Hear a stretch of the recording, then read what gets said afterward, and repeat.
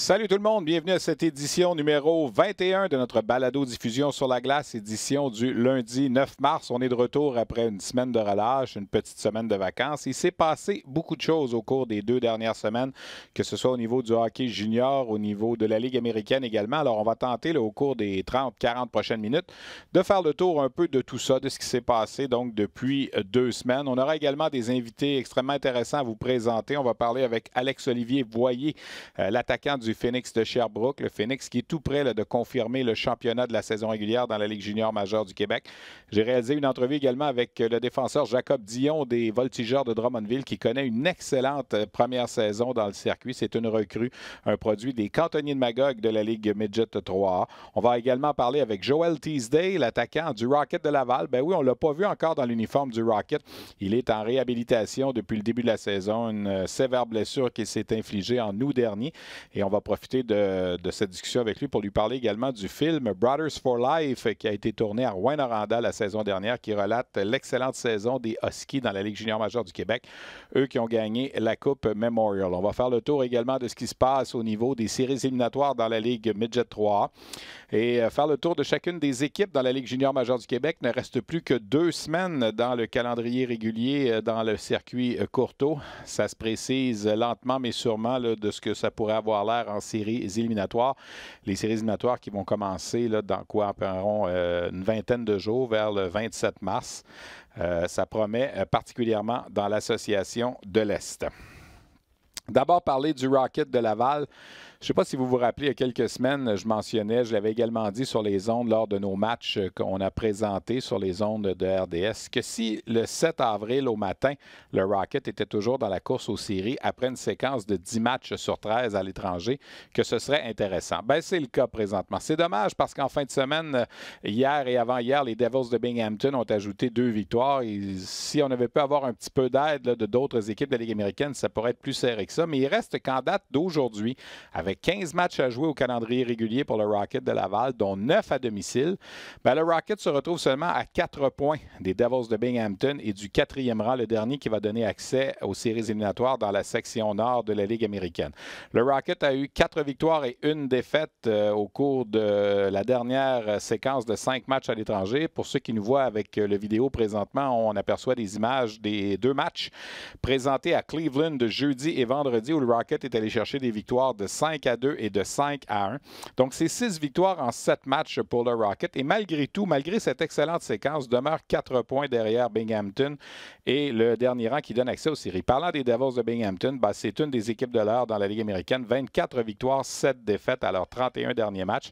Ce qui va être intéressant de surveiller dans le cas de Binghamton aussi et du Rocket, c'est que 3 des 6 prochains matchs du Rocket vont avoir lieu contre les Devils, dont les 2 qui viennent vendredi et samedi prochain à la Place Belle.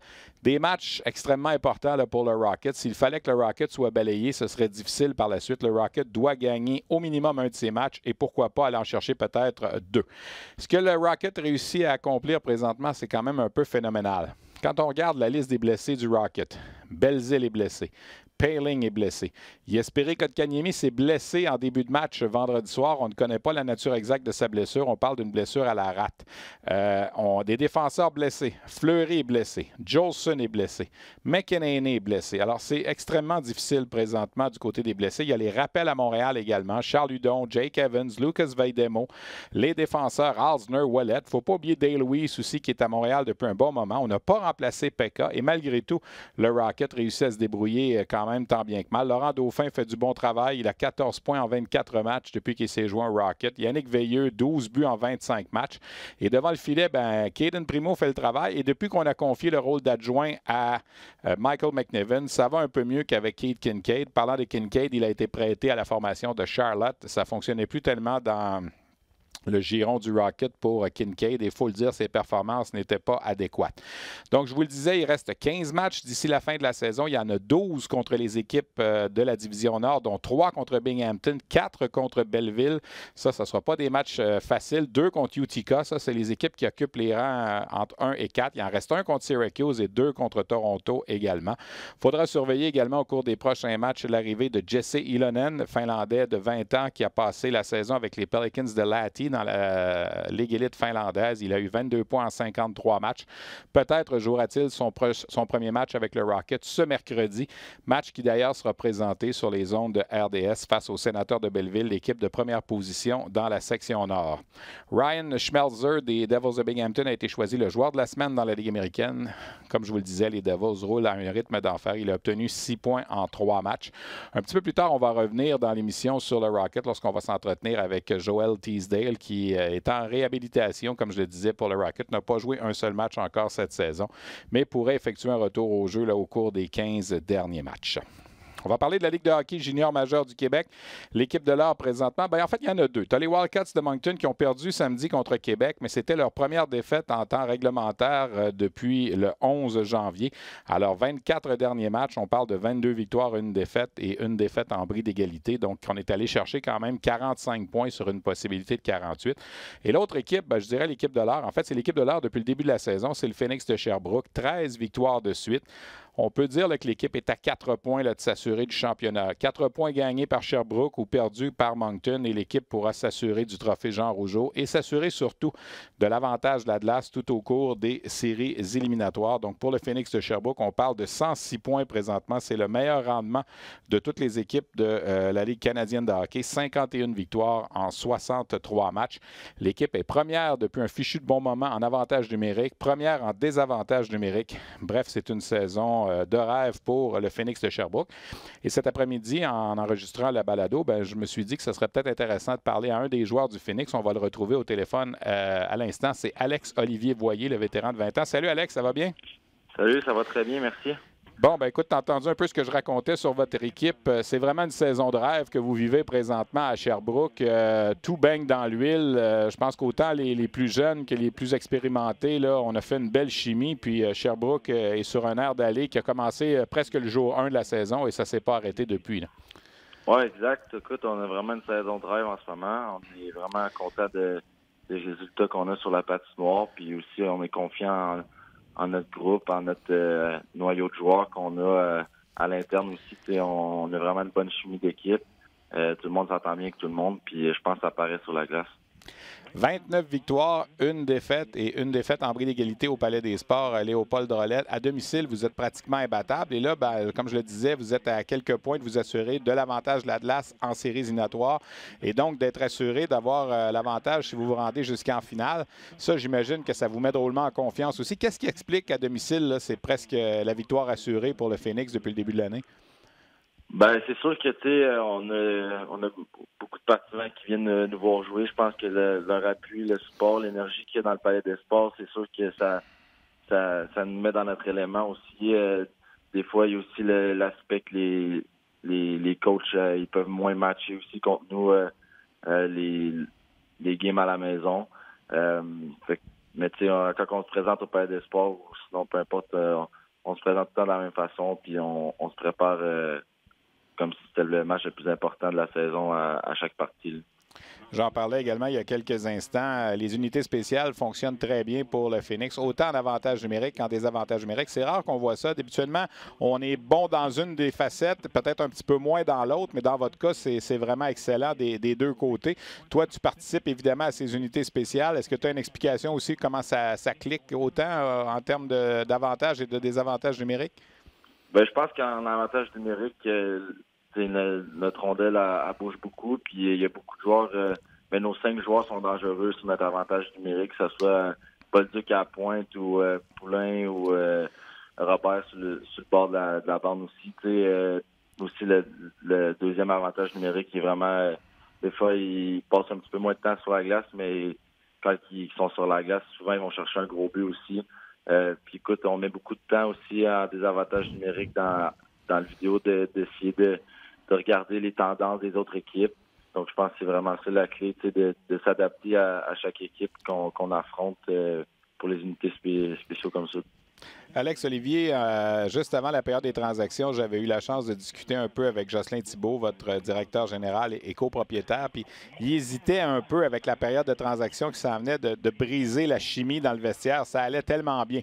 Là, finalement, on a fait l'acquisition de Charles-Antoine Roy des Olympiques de Gatineau et de 2 défenseurs. Tu as parlé de Samuel Bolduc qui est arrivé de l'Armada, Xavier Bernard qui est arrivé de Charlottetown. Ces joueurs-là, finalement, se sont bien intégrés dans le groupe et ça se passe bien là, pour eux parce que, honnêtement, vous êtes encore plus puissant peut-être depuis la période des fêtes avec ces acquisitions-là. Là. Ah, assurément. Écoute, on est allé chercher des joueurs clés. Je pense qu'on n'avait pas nécessairement besoin d'aller chercher mettons, un top 6. Là. On avait déjà notre noyau. Puis écoute, avec l'ajout de Bolduc, de Bernard à défensive, c'est sûr que on devient une défensive assez mobile puis assez imposante aussi. Donc c'est dur à jouer contre des défenseurs comme ça. Puis honnêtement, depuis qu'ils sont arrivés, là, ils sont irréprochables puis ils sont vraiment bien intégrés dans notre noyau. Là. Xavier Parent a effectué un retour au jeu en fin de semaine. C'est un bonhomme qui n'a pas joué beaucoup cette année, seulement 25 matchs. Alors lui aussi, quelque part, ça va ajouter encore à votre profondeur. Là, vous avez connu une super saison, même s'il n'a pas été là beaucoup. C'est un gars qui a quand même vécu la finale de la Coupe Memorial l'an passé. C'est une expérience qui est non négligeable. Non, exact. Xavier, écoute, il a vraiment bien fait ça, son retour au jeu. C'est une petite peste sur la glace. Il est assez détestable. Je veux dire, tu le veux dans ton équipe. Il a joué beaucoup de matchs en série l'an dernier. Son expérience est la bienvenue. Puis écoute, c'est comme un peu un échange qu'on vient de faire. On vient d'aller chercher un joueur. Là, ça amène beaucoup de profondeur. Là, un joueur comme ça qui manque une grande partie de la saison. Puis là, qui arrive, ben c'est un peu comme si on avait fait un échange de dernière minute puis qu'on ajoute un atout. Là. Qu'est-ce que tu réponds, Alex-Olivier, quand les gens disent ouais, Sherbrooke, ça va être facile à aller jusqu'en finale parce qu'on regarde votre conférence sur votre côté. Là. Vous avez quoi, 38 points d'avance là, sur la deuxième position avec l'Armada. Bon, tu as Drummondville également. Alors que toutes les grosses puissances, à part la vôtre, sont de l'autre côté. Est-ce que ça, c'est un piège un peu qu'il faudra se méfier en série de ne pas penser que ça va être trop facile peut-être parce que les équipes sont quand même, il y a une bonne différence de points? Non, exact. Écoute, en série, on ne sait jamais ce qui peut arriver. Chaque match est important, puis le hockey des séries, c'est un hockey qui est vraiment différent de la saison régulière. C'est une nouvelle saison qui commence, puis je pense que notre mot d'ordre, c'est vraiment de se concentrer un match à la fois, puis de prendre personne à la légère. Nous autres, on veut se rendre en finale, mais il reste beaucoup de choses à faire avant de se rendre là, puis on est conscient que ça sera pas vraiment facile non plus. Toi, personnellement, tu es rendu à 44 buts cette année, tu as 20 ans. Est-ce que tu vois les opportunités s'ouvrir pour toi au cours des prochaines semaines? Est-ce que dans les dernières années, il y a eu des joueurs de 20 ans là, qui ont eu la chance de signer des contrats? Puis tout ça, est-ce que pour toi, c'est encore quelque chose que tu vois d'une possibilité possible? Je veux dire qu'il y a des bonnes chances que ça se produise?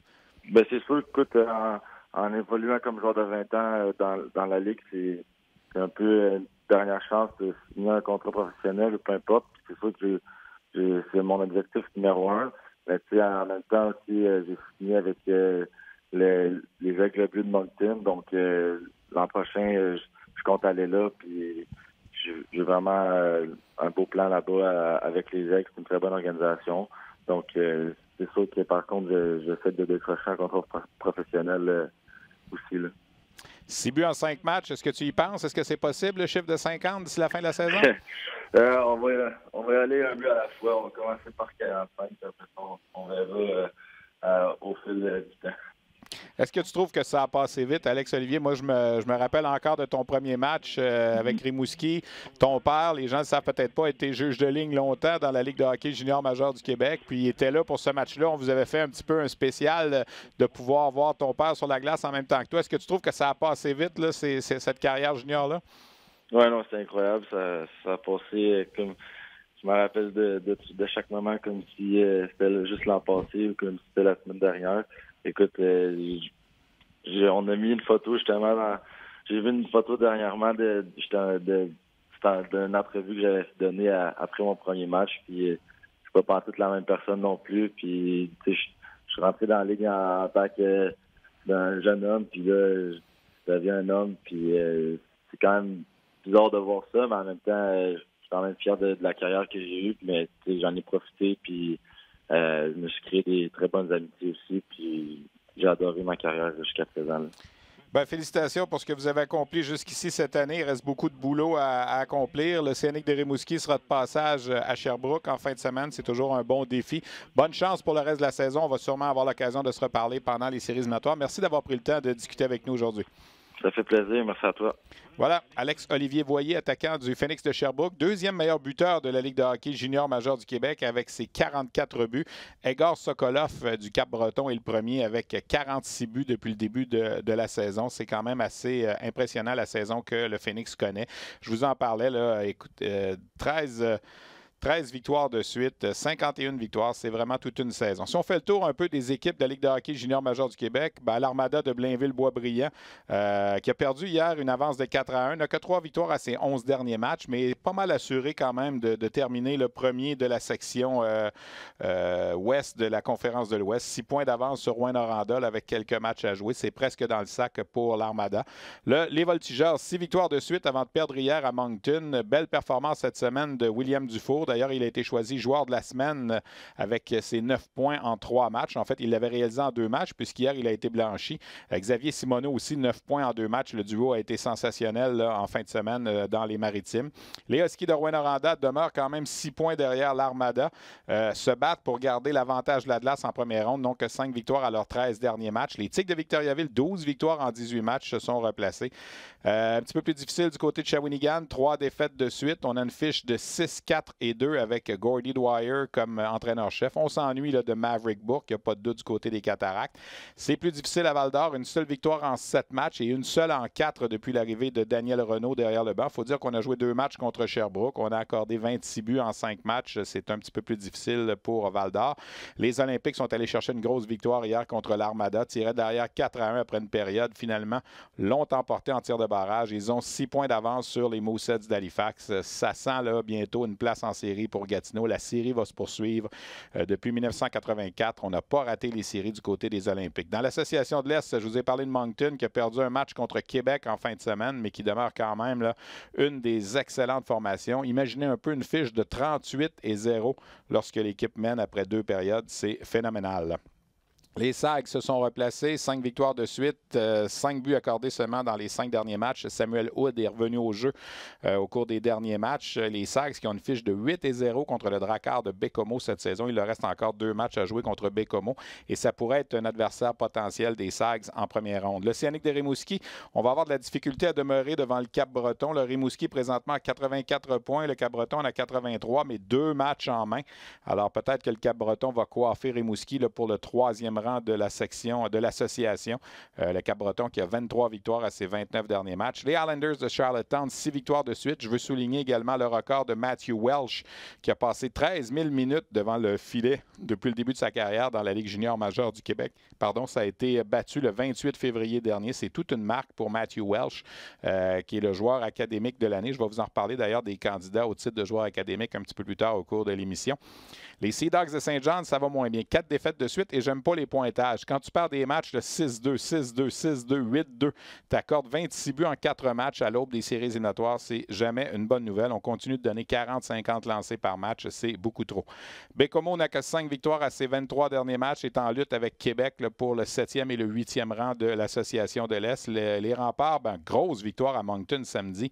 Ils ont stoppé les Wildcats. Une victoire quand même impressionnante. 4 victoires à leurs 5 derniers matchs. Souligner également la 400e victoire de Patrick Roy comme entraîneur-chef. C'est survenu le 1er mars dernier. Et Roy a fait ça en 673 matchs. Ça, c'est le plus faible total de l'histoire de la Ligue junior majeure du Québec. Les Mooseheads, on s'en va vers une élimination. Le 6 points de retard sur Gatineau. Donc, 4 victoires à leurs 31 dernières sorties. Et le Titan de Batters qui est éliminé pour une 2e année de suite. Mais tout de même a battu la fiche de Victoriaville pour le total de points pour 2 saisons. Au début des années 90, Victoriaville n'avait obtenu que 55 points de classement en 2 ans. Batters menaçait cette marque-là. Finalement, on est rendu à 58 en 2 ans. Mais il reste que le Titan ne participera pas aux séries. Parmi les belles histoires de la saison, il y a le défenseur Jacob Dion des Voltigeurs de Drummondville qui a 51 points en 63 matchs. C'est une recrue, quand même une recrue de 18 ans, il faut le dire, toutefois, du côté des Voltigeurs, mais il est 4e parmi les meilleurs recrues du circuit en termes de points, 5e pointeur chez les défenseurs. Et lors d'un récent passage à Québec, je me suis entretenu quelques instants avec Jacob Dion. On vous présente cette entrevue. Jacob, si je t'avais dit en début de saison que tu aurais la saison que tu aurais-tu cru ça possible? Peut-être pas autant que ça va bien présentement. Écoute, je voulais avoir du succès, c'est sûr, mais écoute, ça va super bien de mon côté. Mais en même temps, j'ai fourni les efforts l'été passé, depuis l'année passée en préparation pour cette année. Un peu surpris, en même temps, je pense que c'est quelque chose que j'avais essayé de bâtir. Rester à 17 ans dans le Midget 3A l'an passé, ça t'avait-tu déçu un petit peu? Ah, c'est sûr, j'avais été déçu que j'avais été coupé. Écoute, tu veux jamais revenir à cet âge-là dans le Midget 3A. En même temps, avec du recul, ça a été bon pour moi. J'ai pris de la confiance, mais sur le coup, sûr, ça a été un peu décevant. Mais en même temps, aujourd'hui, quand je regarde ça avec du recul, je suis un peu content de ça. Là. Quand on regarde les Voltigeurs, pour moi, c'est une des belles surprises de la saison. Quand je regardais les alignements en début de saison, on faisait des prédictions, puis on vous donnait pas grand chance, puis vous êtes maintenus tout au long de l'année, même avec les gars qui sont partis, comme Dawson Mercer notamment. Tu t'expliques ça comment, là, comment ça a quand même bien été pour vous cette année? Je pense qu'on a un groupe qui est vraiment soudé. On a, malgré que le départ de Dawson et tout, on a des joueurs qui, sans être tous des super vedettes, je pense que c'est des joueurs qui font leur travail très bien. Je pense qu'on n'a pas... en suivant ce que Steve nous dit depuis le début de la saison, on a réussi à bâtir une chimie qui nous a vraiment aidé depuis le début de la saison. Puis essayer d'être le club un peu underdog, ça nous a aidé aussi. Le monde ne s'attendait pas à trop ce qu'on ressorte, puis ça nous a peut-être aidé à pouvoir battre des gros clubs. Là. Vous avez la chance de jouer dans l'association de l'Ouest. Bon, il y a Sherbrooke, mais pour le reste, c'est bien malin qui peut prédire qui va se rendre en demi-finale. Vous avez une chance, dans le fond, de pouvoir faire ça, d'aller jusqu'au carré d'as. Ah, c'est sûr qu'on pense qu'il y a comme un trou pour se rendre là. Malgré que toutes les équipes peuvent surprendre dans cette ligue-là, mais on voit qu'il y a une opportunité. Fait que continuer à bien jouer en fin de saison, ça va juste nous aider pour bâtir dans les séries. Là. J'ai envie de te poser une question ou deux sur les cantonniers de Magog. Tu étais là pendant 2 ans, ils ont gagné pendant 2 ans, même si l'an passé, Lévis menait et tout ça, mais ils ont quand même été jusqu'en finale. Ils sont encore champions de l'année cette année. Félix Potvin, qu'est-ce qui fait que les cantonniers, c'est spécial depuis 2-3 ans? C'est sûr que Félix est un très bon coach avec l'expérience qu'il a eu dans la Ligue nationale qui nous explique comment ça joue le hockey pour vrai, mais aussi toute l'organisation autour. On est tellement bien traités par rapport à... que je ne peux pas m'avancer sur les autres équipes dans la Ligue, mais nous, on a des bons équipements, de bonne nourriture et tout. Je pense que ça fait une différence. Puis en fin de saison, c'est là qu'on voit que Magog, c'est vraiment une très bonne organisation. D'avoir perdu 2 fois le dernier match de la saison, ça doit être quelque chose qui, quand tu y repenses, c'est difficile. C'est sûr que c'est pas le fun, mais en même temps, se rendre là, c'est quand même... L'expérience, il faut baser ça toute ta vie, là, fait que je suis quand même content pour... Est-ce que tu es encore en contact avec des gars qui sont là cette année et qui ont une bonne équipe encore cette année? Est-ce que, d'après toi, ils ont une chance? Est-ce qu'ils sont meilleurs que ce que vous étiez peut-être l'an passé? Je pense que c'est un club qui ressemble un peu à l'année passée, sans avoir d'extrêmes vedettes comme on pouvait pas avoir l'année passée, mais qu'on avait peut-être l'année d'avant avec William Villeneuve, Patrick Gay. Une équipe qui ressemble beaucoup à l'année passée. C'est sûr, j'ai fait mon petit tour dans le temps de Noël pour aller parler avec les gars, mais je me rends compte qu'ils ont encore une très bonne chimie comme on a pu avoir pendant les 2 années avant. Ça les aide beaucoup, puis je crois vraiment qu'ils sont capables de se rendre loin dans les séries. Là. Bonne fin de saison avec les Voltigeurs. Yes, merci beaucoup. Alors voilà, c'était Jacob Dion des Voltigeurs de Drummondville. 51 points en 63 matchs. Je regardais les 5 meilleurs défenseurs en termes de points dans la Ligue junior majeure du Québec cette année. William Villeneuve des Sea Dogs est au premier rang. Jacob en parlait. C'est un produit des cantonniers de Magog. 58 points. On a Jérémy Poirier qui est deuxième à 53. Isaac Béliveau, une autre recrue avec l'Océanique de Rimouski, aussi un produit des cantonniers de Magog, 53 points. Jordan Spence des Wildcats, 52. Et Jacob Dion, 51 points. Dion qui vient au 3e rang pour les buteurs derrière Poirier, derrière Jérôme Gravel, également des Tigres de Victoriaville, avec 17 buts cette saison. C'est une excellente première campagne pour le défenseur des Voltigeurs de Drummondville. Un autre jeune dont je voulais vous parler un petit peu, on l'a déjà reçu à l'entrevue ici Sur la glace, c'est Zachary Bolduc de l'Océanique de Rimouski qui hier a marqué son 30e but de la saison à Shawinigan. Il n'a que 16 ans, faut-il le rappeler. Depuis les 20 dernières années dans la Ligue de hockey junior majeure du Québec, il est seulement le 9e joueur de 16 ans à atteindre le plateau des 30 buts. Je vais vous nommer les autres, vous allez voir qu'il est en bonne compagnie. Sidney Crosby en avait marqué 54, Alexis Lafrenière 42 à 16 ans, Angelo Esposito des Remparts 39, Pierre-Marc Bouchard des Saguenay-Chicoutimi 38. Alors ces 4-là, ça a été des choix. En tout cas, Lafrenière ne l'est pas encore, mais ça leur a été 4 choix de première ronde dans la Ligue nationale. Il y en a 3 autres qui ont marqué 31 buts à l'âge de 16 ans. Nathan McKinnon, aussi un premier choix, Anthony Duclair et Steve Bernier. Et là, Bolduc en a 30 à égalité avec Daniel Sprong. Donc, s'il réussit à marquer, mettons, 2 buts d'ici la fin de la saison, il reste 4 matchs à l'Océanique, pourrait devenir le 5e meilleur buteur à l'âge de 16 ans là, au cours des 20 dernières années dans la Ligue de hockey junior majeur du Québec. C'est quand même un fait d'armes intéressant.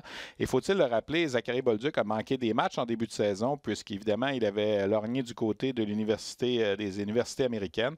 Alors, ça lui a fait rater quelques matchs depuis le début de la saison, mais il en demeure pas moins que c'est une excellente campagne pour Zachary Bolduc de l'Océanique de Rimouski.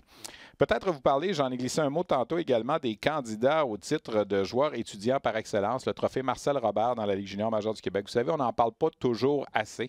Et la semaine dernière, la LHJMQ a publié le nom des 18 candidats. Il y en a un par équipe qui sont en course, sont en liste donc pour gagner le trophée Marcel Robert. Alors, je vais prendre le temps de vous les nommer. Je pense que c'est important. Titan d'Acadie Bathurst, Mathieu Desgagnés. Drakkar de Bécomo, Gabriel Proulx. Armada de Blainville-le-Boisbriand, Simon Lavigne. Screaming Eagles, plutôt les Eagles du Cap-Breton, Derek Gentile. Les Islanders de Charlottetown, le gardien Matthew Welsh, c'est le gagnant en titre du trophée l'an dernier, donc va tenter de le remporter pour une deuxième année de suite. Le capitaine des Saguenayens et espoir du Canadien, Raphaël Harvey-Pinard, est également en liste. Du côté des Voltigeurs de Drummondville, Isaiah Campbell. Chez les Olympiques de Gatineau, Manix Landry. Les Mooseheads d'Halifax, Justin Barron. Ça, c'est un espoir de première ronde pour la séance de sélection de la Ligue nationale. Les Wildcats de Moncton, Christian Huntley. Les Remparts de Québec, la recrue de 16 ans, James Malatesta. De l'Océanique de Rimouski, Nathan Ouellet. Des Huskies de Rouyn-Noranda, Mathieu Gagnon.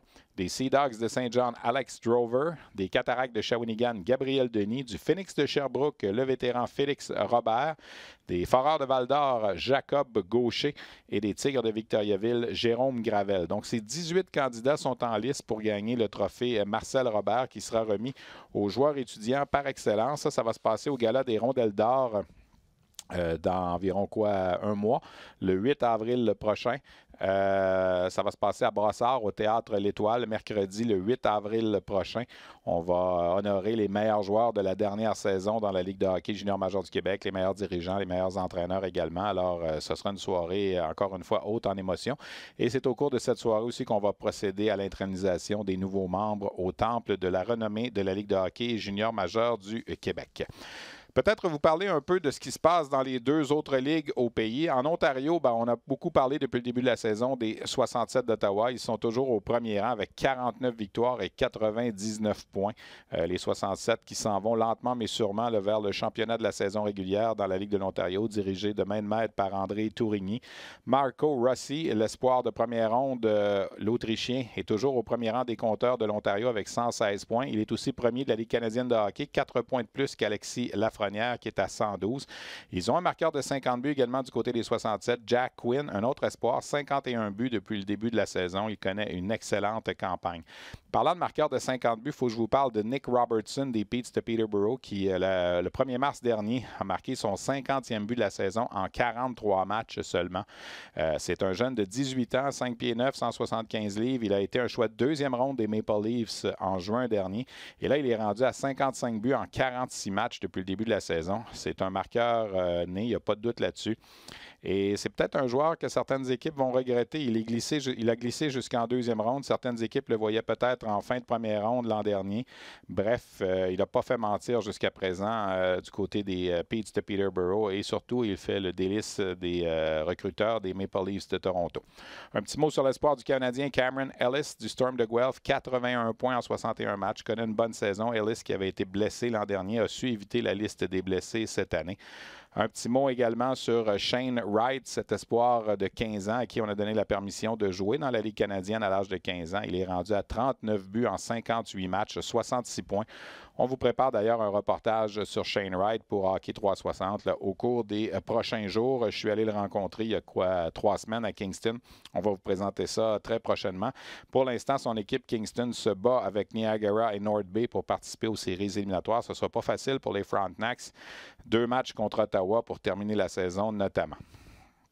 Quand on jette un coup d'œil également au classement dans l'Ontario, on se rend compte que les Knights de London sont rendus à 92 points. Vous savez, il y a des certitudes dans la vie. On sait qu'un jour, il va pleuvoir. On sait qu'un jour, on va mourir.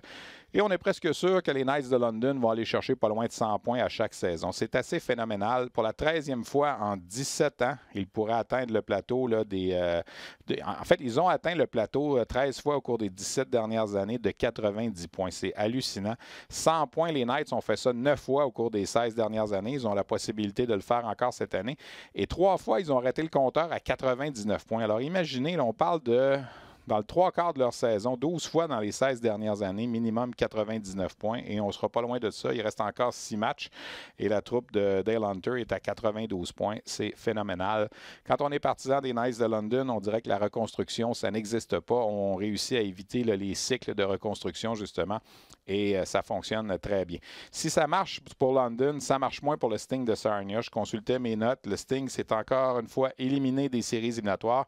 Ça va être la 6e fois en 26 ans que l'équipe existe qu'on est exclu des séries. Vous allez dire, c'est quand même pas si mal. On a fait les séries 20 fois en 26. Mais l'équipe n'a jamais atteint la ronde demi-finale. On a gagné seulement 4 rondes éliminatoires au cours des 26 années de la franchise. Imaginez, vous êtes un partisan du Sting de Sarnia, le carré d'as, vous ne connaissez pas ça depuis 26 ans. Et cette année, c'est une autre exclusion des séries. L'équipe est en ce moment 18e au classement général. Bref, c'est pas facile pour le Sting de Sarnia. Dans la Ligue de l'Ouest, les Winter Rocks de Portland sont toujours au premier rang avec 97 points, 45 victoires. Puis, c'est toujours Adam Beckham des Chiefs de Spokane qui est au premier rang des pointeurs de la Ligue de l'Ouest avec 106 points depuis le début de la saison. Et enfin, on peut le dire aussi parce que c'était quand même une hypothèse qui aurait pu être assez catastrophique. Les Rockets de Kelowna ont finalement assuré leur participation aux séries éliminatoires. 64 points seulement en 62 matchs. Ça va être une des équipes hôtesses de la Coupe Memorial avec le nombre de points le plus faible dans l'histoire. J'ai l'impression que ça va être difficile pour les Rockets de Kelowna d'éviter une élimination en première ronde. Et là, on va parler encore une fois d'un repos de 40 jours pour cette équipe avant de disputer le tournoi à compter du 23 mai en Colombie-Britannique. Alors, c'est pas évident. Si en Ontario, Cam Ellis, le sport du Canadien, va bien avec 81 points, c'est la même chose pour Cole Fonstad dans l'Ouest avec les Silver Tips de Everett. Il a 74 points en 60 matchs cette saison.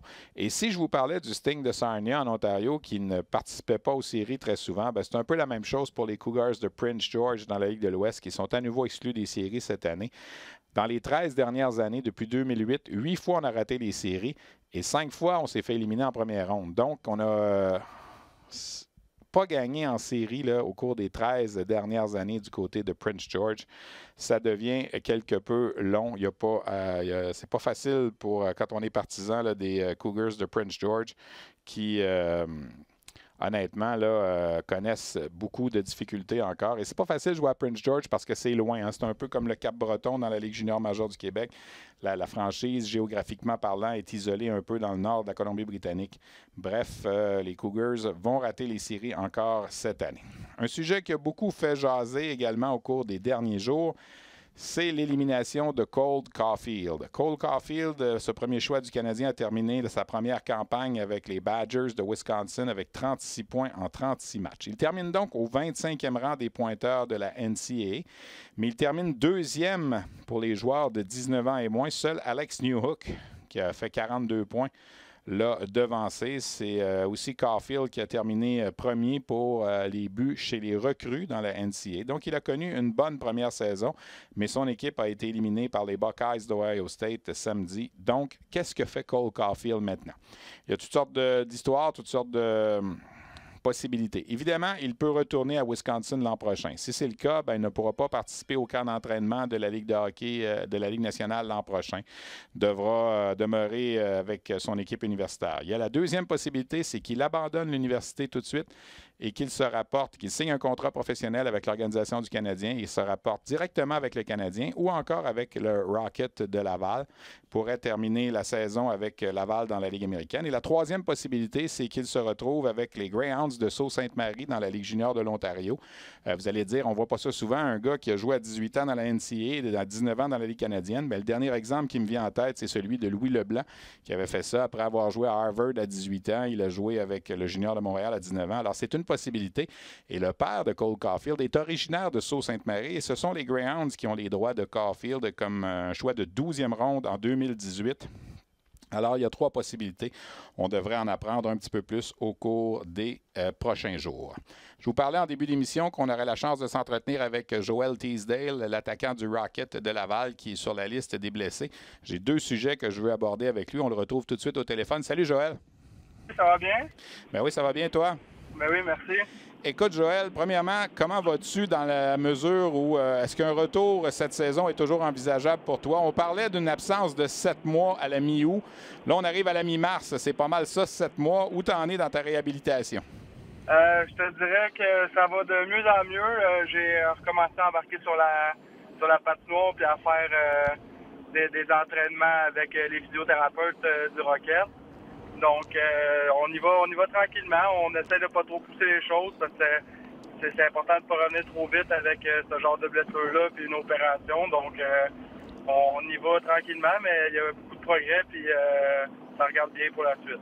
On parlait d'une déchirure, un ligament qui est survenu au mois d'août pendant le camp d'entraînement. En fait, avant le camp d'entraînement, est-ce que tu sens que la force est pas mal là, est pas mal revenue dans ton genou, là?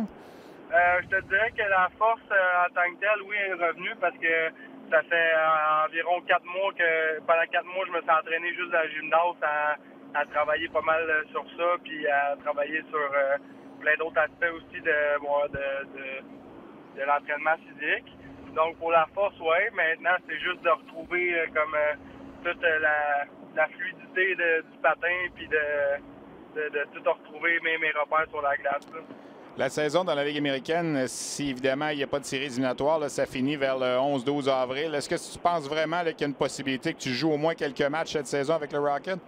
Je te dirais que le plan, c'était au début de l'année, c'était clair que je jouerais pas de match cette année.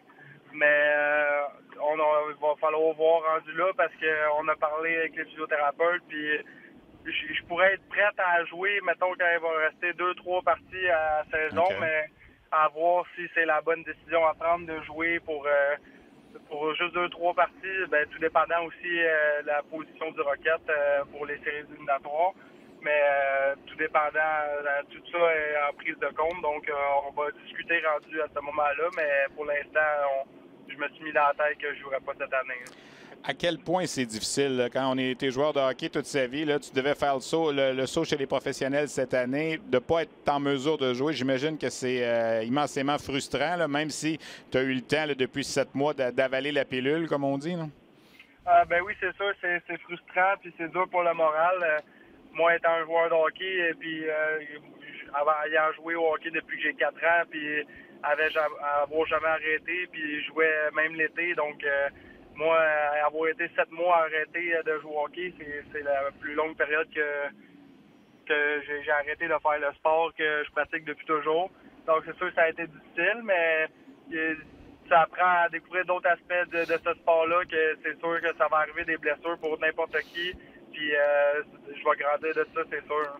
On s'entretient avec Joël Teasdale du Rocket de Laval. Tu demeures quand même dans l'entourage de l'équipe. Tu vois comment c'est assez phénoménal ce que le Rocket réussit à faire depuis quelques temps avec tous les joueurs rappelés, tous les blessés qu'il y a eu. L'équipe est malgré tout là, à 4 points de participer aux séries éliminatoires. Il se passe quelque chose d'intéressant dans ce vestiaire-là là, avec Joël Bouchard et les adjoints. Là. Oui, c'est sûr. Joël, ça fait longtemps que je le connais en l'ayant eu junior. Quand il a son plan en tête, il faut que ça aille par là, puis c'est noir ou c'est blanc avec lui.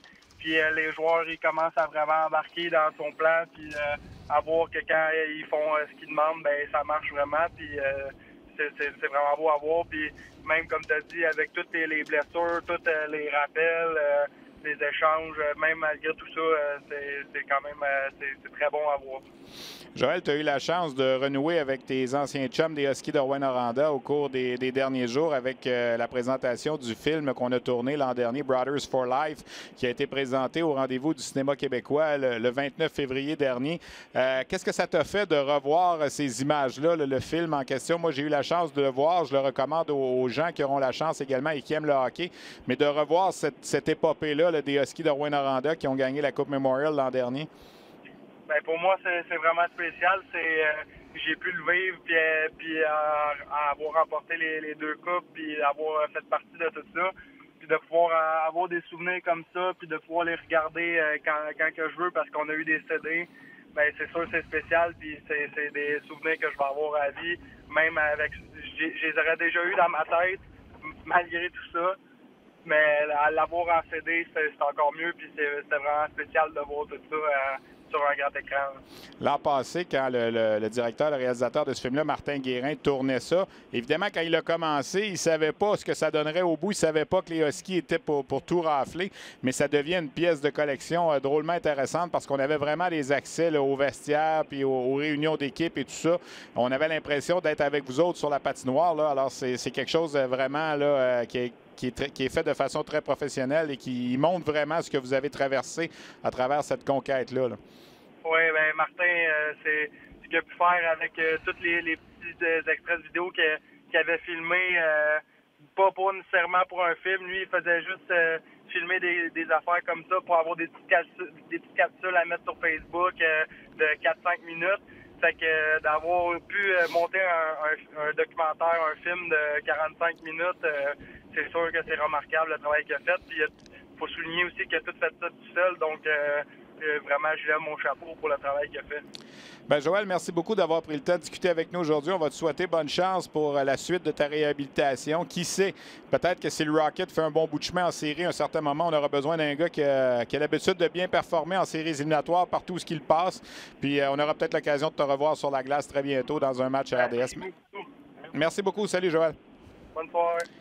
Voilà, c'était Joël Teasdale, donc attaquant du Rocket de Laval, qui nous parlait quelque part sur l'autoroute. En tout cas, il semblait être sur la route, mais on est bien content d'avoir réussi à discuter un peu avec lui. Lui qui a subi une blessure quand même très grave là, au mois d'août 2019 et qui lentement mais sûrement s'approche d'un retour au jeu. Évidemment, c'est pas évident là, si, comme il le mentionnait, là, la date butoir pour revenir était au début avril et que le Rocket est impliqué dans une course aux séries. Quand tu n'as pas joué depuis aussi longtemps, peut-être qu'on ne le reverra pas sur la glace et qu'il faudra attendre là, au camp d'entraînement l'an prochain pour voir les débuts de Joël Teasdale, qui, rappelons-le, avait amassé 80 points en 66 matchs la saison dernière avec l'Armada et les Huskies et qui a été drôlement important pour les Huskies de Rouyn-Noranda dans la conquête. D'abord dans la victoire contre Halifax en finale de la LHJMQ et par la suite au tournoi de la Coupe Memorial. Il avait marqué un gros but dans cette finale de la Coupe Memorial pour faire un peu virer le match de côté. Peut-être pour revenir sur le film Brothers for Life qui a été présenté au Rendez-vous du cinéma québécois. Comme je le disais à Joël, j'ai eu la chance de visionner. Ça dure une quarantaine de minutes. C'est extrêmement bien fait. Alors, félicitations au réalisateur Martin Guérin.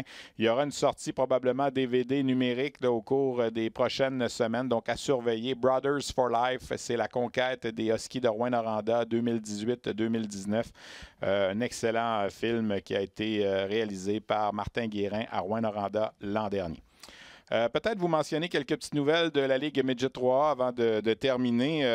Évidemment, il n'y a pas eu d'émission la semaine dernière, alors je n'ai pas pu vous parler de la fin de la saison. Peut-être souligner le championnat des pointeurs d'Alexis Morin du Blizzard du Séminaire Saint-François qui a terminé la saison avec 55 points.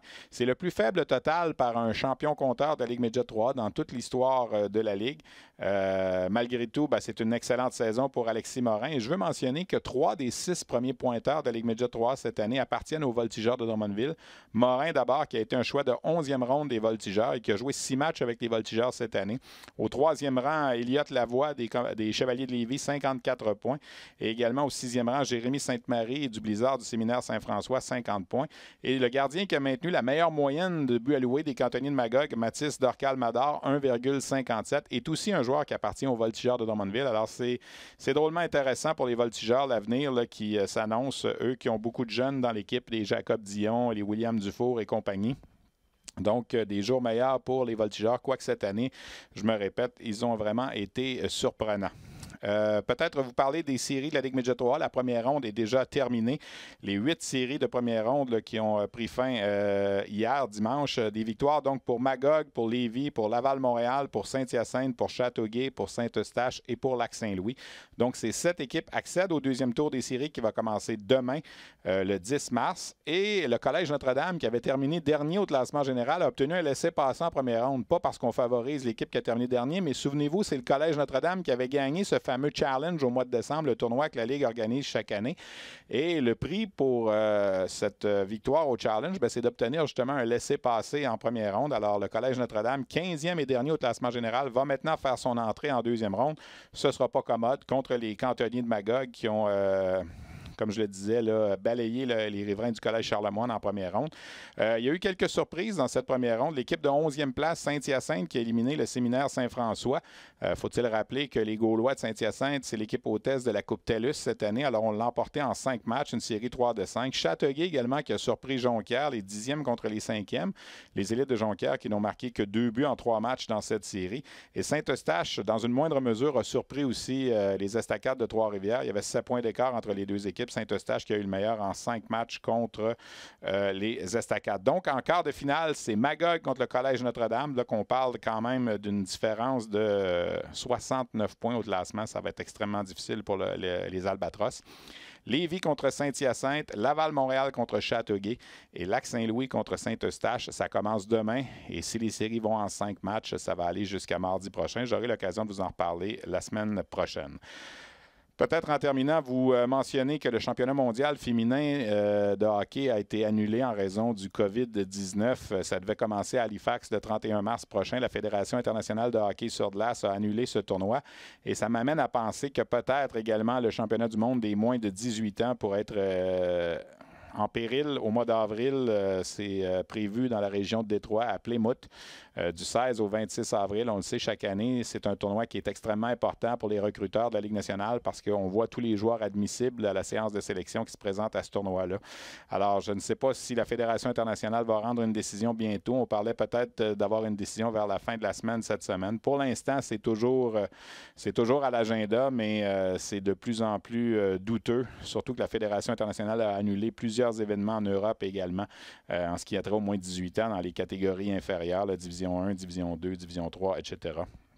Donc, ce sera à surveiller.